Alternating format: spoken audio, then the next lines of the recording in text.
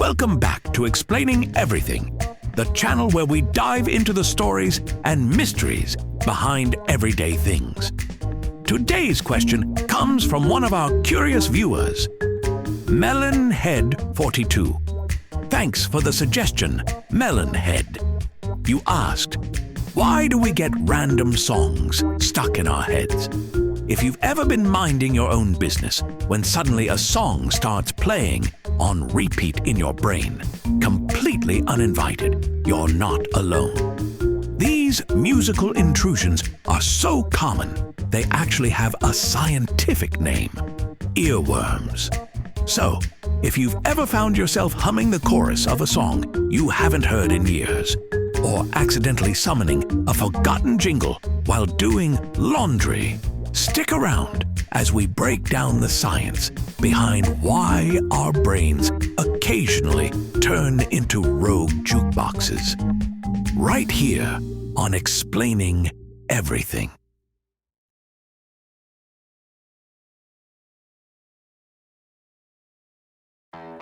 These involuntary song loops are officially called earworms, which sounds like something you'd need antibiotics for. But don't worry, it's just a catchy name for involuntary musical imagery, INMI. This is when a snippet of a song, usually the catchiest part, plays on an endless, unwanted loop in your brain. Studies show that around 90% of people experience earworms at least once a week. The other 10%? Either they're lying or they're androids designed to destroy humanity by escaping the earworm curse. Interestingly, earworms tend to last between 15 and 30 seconds, long enough to drive you slightly insane, but not long enough for you to feel like you got a free concert out of it. And they usually loop the most recognizable part of the song, like the chorus or a catchy riff, which is why you'll rarely find yourself stuck on the obscure third verse of a song. It's always the part that punches you right in the nostalgia. Not all songs are created equal when it comes to becoming earworms. Researchers have found that earworm-prone songs tend to share a few qualities. 1. Simple, repetitive melodies. Songs with clear, repeating hooks are easier for your brain to loop. 2. Upbeat, catchy rhythms. Your brain loves rhythmic predictability, which is why pop and dance tracks often become earworms. 3. Unexpected intervals or quirky patterns. Songs that throw in a surprising musical twist, like an unexpected key change or catchy syncopation, are more likely to stick. And of course, personal exposure matters. Songs you've heard a lot, whether on the radio, at the gym, or in the background of a TV show, are more likely to invade your mental playlist. Earworms are opportunistic little gremlins. They show up when your brain has downtime, those moments when you're not fully engaged. Doing repetitive tasks, washing dishes, folding laundry, or walking to the store are prime earworm real estate. Just before falling asleep, when your brain is shifting into a relaxed, unfocused state, earworms sneak in like unwanted party crashers. When you're stressed, your brain sometimes clings to familiar patterns for comfort, which can include replaying songs you've recently heard. Now, let's talk about the Hall of Fame of annoying earworms. These songs have been scientifically proven to be the most likely to invade your brain without consent. We Will Rock You, Queen. You're already stomping and clapping in your head. Admit it. It's a Small World, Disney. Once heard, it haunts you forever. YMCA, The Village People. You can't not do the arm movements. Barbie Girl, Aqua. You're internally screaming the lyrics, aren't you? Never gonna give you up. Rick Astley. This one is practically a biological weapon.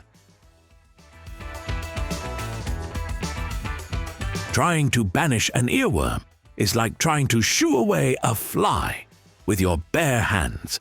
Annoying and mostly ineffective. But there are a few science-backed tricks that might help. First, listen to the full song. If you only have a snippet stuck, your brain may be looping it because it didn't get closure. Listening to the whole song can help your brain move on. Second, switch to a different song. Sometimes you can overwrite an earworm by playing a different, equally catchy tune. It's like fighting fire with fire, but for your brain. Third, engage your mind. Solving a puzzle, reading, or even counting backwards from 100 can distract your brain long enough to kick the earworm out. Lastly, chew gum. Weirdly enough, studies show that chewing gum reduces musical recall, which might help break the loop. Who knew minty freshness could fight off musical invaders? Alright, so why should you care that your brain occasionally turns into a rogue DJ? Because earworms give us insight into how memory works. They reveal how repetition, patterns, and emotions affect our neural pathways. Plus, they remind us that we're all a little weird. Honestly, is it even a road trip if someone doesn't accidentally summon a classic sing-along and you're all belting out the chorus with questionable pitch? No, it is not. So, the next time you're stuck with a random song on loop, just remember, it's not a glitch. It's just your brain being its quirky, musical self. Earworms might be annoying, but they're also a fascinating window into how our minds process music, memory, and repetition. And hey, if you're still humming that random song by the end of this video, don't blame me. Blame science. If you enjoyed this video, hit that like button and subscribe for more awesome content. Also, if you have suggestions for our next video, feel free to share them in the comments below. We'll be sure to give you an acknowledgement for your contribution. Thank you for tuning in, and join us next time here in the channel that answers all the why, what, who, where, and how questions you've always wondered about, here on Explaining Everything.